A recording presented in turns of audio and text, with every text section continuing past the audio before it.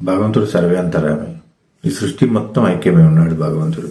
ఇలాంటి భగవంతుడిని మనము ధ్యానంలో స్పర్శించవచ్చు. అటువంటిప్పుడు భగవంతుడు ఒక విగ్రహంలోనో, లేకపోతే ఒక కొండ మీదనో, లేదంటే ఒక పాంపుట్టలోనో, లేకపోతే పాతాళ లోకంలోనో ఇలా ఉన్నాడు అనుకోవటం మూర్ఖత్వము.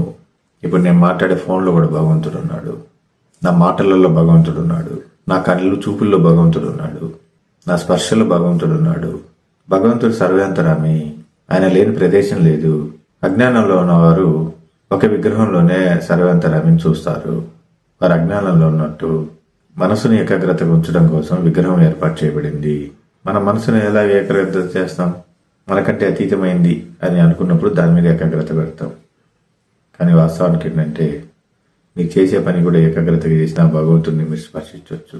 మీరు ఒక పావురాన్ని అలాగే చూస్తూ ఉంటే కూడా మీరు ఏకాగ్రత చేయొచ్చు. మీ మనసును ఒకే దాని మీద ఏకాగ్రత చేయొచ్చు. అలా మనసును ఒకే దాని మీద ఏకాగ్రత చేయటం కోసం ఈ విగ్రహాలు అనేది ఏర్పాటు చేయటం జరిగింది.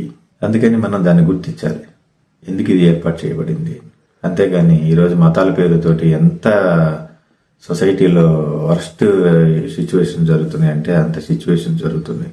నా సనాతన ధర్మం, నా ధర్మం అని అసలు చెత్త ఆర్గ్యుమెంట్స్ అన్ని చేస్తున్నారు. నువ్వెవరు? నీ సనాతన ధర్మం ఎవరు? అసలు ఏంటి ఆ స్థితి? నీది ఎలా అయింది? అది ఎవరిచ్చారు నీకు అధికారము అనేది అతనే ఆలోచిస్తే అతనికి తెలుస్తుంది. అంతవరకే.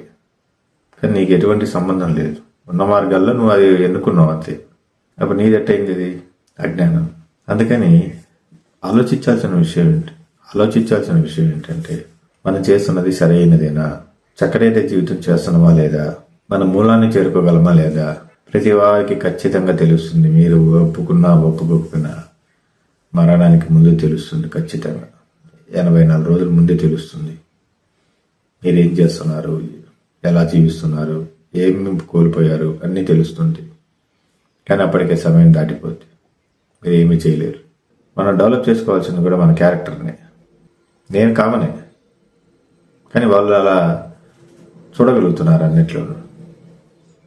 ఎందుకంటే ఇక్కడ నాలో ఉన్న ప్రతి అణువు కూడా మీలో కూడా ఉంటుంది. జార్జ్ బుష్లో కూడా ఉంటుంది, బిల్ క్లింటన్లో కూడా ఉంటుంది, ట్రంప్లో కూడా ఉంటుంది, మోడీలో కూడా అదే ఉంటుంది. మనం ఒక్క అణువును పరిశీలిస్తే అందరిలో ఉన్నటువంటి అణువును కూడా మనం పరిశీలించవచ్చు. ఎలా తెలుస్తుంది అగోచర జ్ఞానం? యోగుల కంటే వాళ్ళు సర్వేంతరాన్ని కలిగి ఉంటారు, ఏకత్వాన్ని కలిగి ఉంటారు. సృష్టి మొత్తం ఐక్యమైన భగవంతుడు నేనే అని తెలుసుకుంటారు. వాళ్ళు నేనే అన్ని చోట్ల విస్తరిస్తున్నాను, నాలోనే అన్నీ ఉన్నాయని తెలుసుకుంటారు.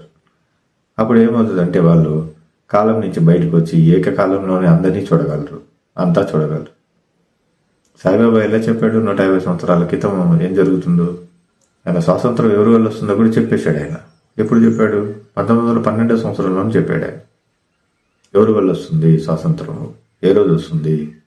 ఆయన చనిపోయే ముందు 1914వ సంవత్సరంలో కూడా ఆయన జరగబోయేటువంటి 80 సంవత్సరాల జీవితాన్ని కూడా చెప్పాడు. మన కాలజ్ఞానంలో 2058 వరకు కూడా కాలజ్ఞానం చెప్పబడింది. ఎలా చెప్పబడింది? కారణం ఇదే, ఏకత్వం. ఒక్క అణువును పరిశీలిస్తే ఈ ప్రపంచం మొత్తం తెలిసిపోతుంది. ఇది ధ్యానంలో సాధన వల్ల సాధ్యమవుతుంది. నేను ప్రాక్టీస్లోనే ఉన్నా, ఇంకా సాధనలోనే ఉన్నా, ఇంకా 20 సంవత్సరాలుగా సాధన చేస్తూ ఉంటే ఆ సాధనలో ఆ పరిపక్వత వస్తుంది. అందరూ కూడా ధ్యానం చేయాలి, శాంతి పొందాలి, జీవితం మూలం ఏంటో తెలుసుకోవాలి, స్వచ్ఛంగా బతకాలి. అప్పుడు మాత్రమే ఇవన్నీ సాధ్యమవుతాయి.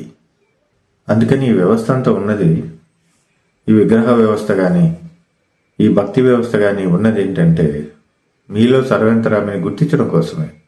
మీరు అది వదిలిపెట్టి మిగతాన్ని పట్టుకుంటున్నారు. ఈ ప్రపంచంలో అన్నీ అంతే. ఏదైతే సహజమైందో దాన్ని పట్టుకోరు, ఏదైతే అసహజమైందో దాన్ని పట్టుకుంటారు. సత్యం సహజమైంది, బంధం సహజమైంది, జ్ఞానం సహజమైంది, కామం సహజమైంది, డబ్బు సహజమైంది. కానీ వీటన్నిటినీ కష్టంగా తెచ్చుకున్నారు జీవితంలోకి. ఎందుకంటే సహజమైన దాన్ని కష్టంగా క్లిష్టంగా తయారు చేసుకున్నారు. అజ్ఞానం. ఎందుకు గుర్తించరు? ఆయన లేని ప్రదేశం ఏముంటుంది అసలు? ఒక్క అణువు కూడా ఆయన లేకుండా ఉండదు. ఒక్క అణువులో కూడా ప్రతి దాంట్లోనూ భగవంతుడు నిక్షిప్తమై ఉన్నాడు. ప్రతి అణువులోనూ భగవంతుడు ఉన్నాడు, నిక్షిప్తమై ఉన్నాడు.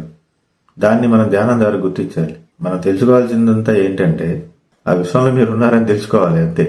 ఈ విశ్వ భాగంలో నువ్వు కూడా ప్రధానమైనటువంటి పాత్ర పోషించావని తెలుసుకోవాలి అంతే. మీరు కూడా ప్రధాన పాత్ర పోషించారని తెలుసుకోవాలి. ధ్యాన సాధనలో మీరు పొందలేనిదంటూ ఏదీ లేదు. మీరు ఏమీ కోరుకోవాల్సిన పని లేదు. ధ్యానంలో అన్నీ సిద్ధిస్తాయి. మొత్తం ఎవ్రీథింగ్ శాంతి లభిస్తుంది, ముక్తి లభిస్తుంది. అందుకని ధ్యానం నిరంతరం కొనసాగించండి. క్రమశిక్షణ ఖచ్చితంగా ఉండాలి. మనం చెప్పినటువంటి కుంభక ధ్యానం ఏదైతే ఉందో చాలా సహజమైంది.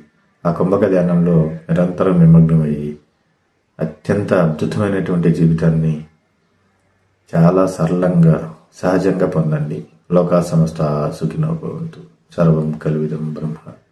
శుభం భయాత్, శుభం భయాత్, శుభం భయాత్, శుభం భయాత్, శుభం భయాత్.